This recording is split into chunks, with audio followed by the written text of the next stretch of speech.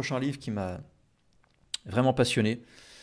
Je suis très content aussi de retrouver les éditions Perrin dans notre catalogue avec ce livre de l'excellentissime Sylvain Guggenheim, que vous connaissez sans doute pour Aristote au Mont-Saint-Michel, et qui publie ici donc aux éditions Perrin la collection du ministère des Armées, Constantinople 1453.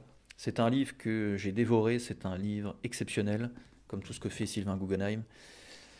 C'est un livre donc qui parle du siège évidemment de Constantinople, de la chute de Constantinople et non pas de la prise. Souvent on me parle de la prise de Constantinople. Non, là vous avez un cerveau oriental, on parle de la chute de Constantinople quand on est un Européen et surtout quand on est un chrétien ou un catholique ou même un chrétien.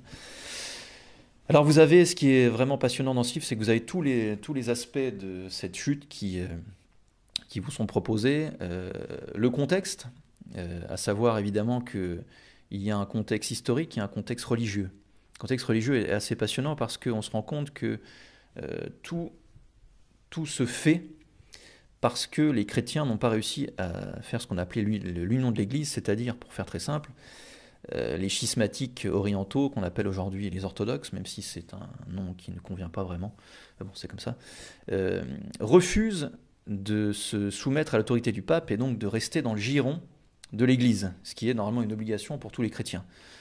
Et finalement, il n'y a plus que les catholiques aujourd'hui qui restent sous le giron de l'Église.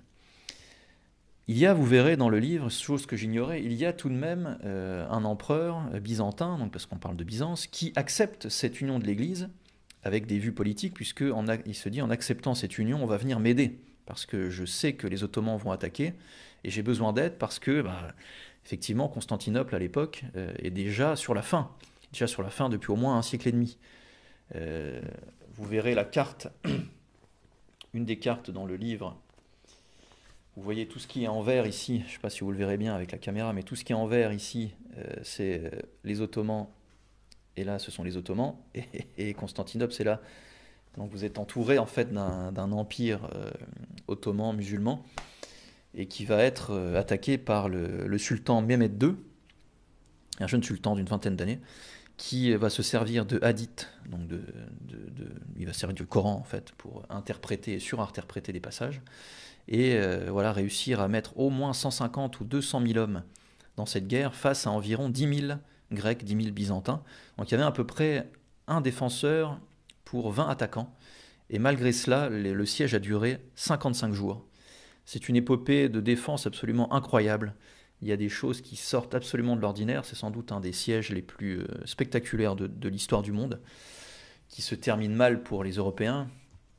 Si des musulmans m'écoutent, pour eux ça se termine bien, évidemment.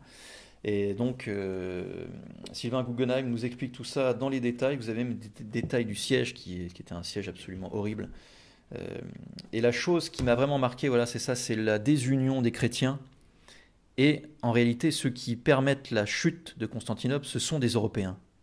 Ce sont des Européens chrétiens qui sont pris sous le giron de Mehmed II, soit par force, parce que l'Empire ottoman était déjà dans des territoires européens et chrétiens majoritairement, donc de force. Je pense par exemple les pires sont les janissaires évidemment, mais je pense même à d'autres soldats. Mais aussi par économie. Et ça c'est terrible. C'est-à-dire que par exemple vous avez un Hongrois qui s'appelle Orban d'ailleurs, qui a inventé une machine de guerre absolument spectaculaire, qui était le plus grand engin de guerre jamais vu de cette époque. Un canon absolument gigantesque. De mémoire, il devait faire 10 mètres de haut, quelque chose comme ça, ou 15 mètres de haut et 9 mètres de long, et qui tirait comme ça 5 ou 6 fois par jour des boulets de canon absolument incroyables. Et lui, comme il ne pouvait pas être payé par Constantin, il est allé vendre son service au sultan. C'est terrible, c'est terrible. Et vous avez tout ça qui est expliqué. Et une chose aussi, et là je pense que si nous ne nous réveillons pas, nous pourrons vivre la même chose. C'est aussi pour ça que j'aimerais que vous lisiez ce livre. Ce qu'il faut bien comprendre, c'est que quelque chose nous pend au nez. C'est-à-dire que quand les Ottomans ont gagné, ils ont évidemment pillé, violé, tué, massacré. Et leur pillage a été une source de richesse absolument incroyable. Donc il y a eu une contradiction énorme. C'est-à-dire que l'empereur disait qu'il n'avait pas les moyens de se défendre, ce qui était visiblement le cas, puisqu'ils se sont fait absolument exterminer, et ils étaient très peu nombreux. et ils n'ont réussi à payer personne, alors que les habitants étaient extrêmement riches. Les Ottomans ont découvert de l'or à foison, des richesses à foison qui se sont partagées entre eux, parce que l'égoïsme individuel de ces gens, ils ont préféré garder leur richesse et mourir avec, que de le mettre au service de la collectivité pour combattre l'ennemi et pour se défendre. Voilà, donc ça c'est terrible.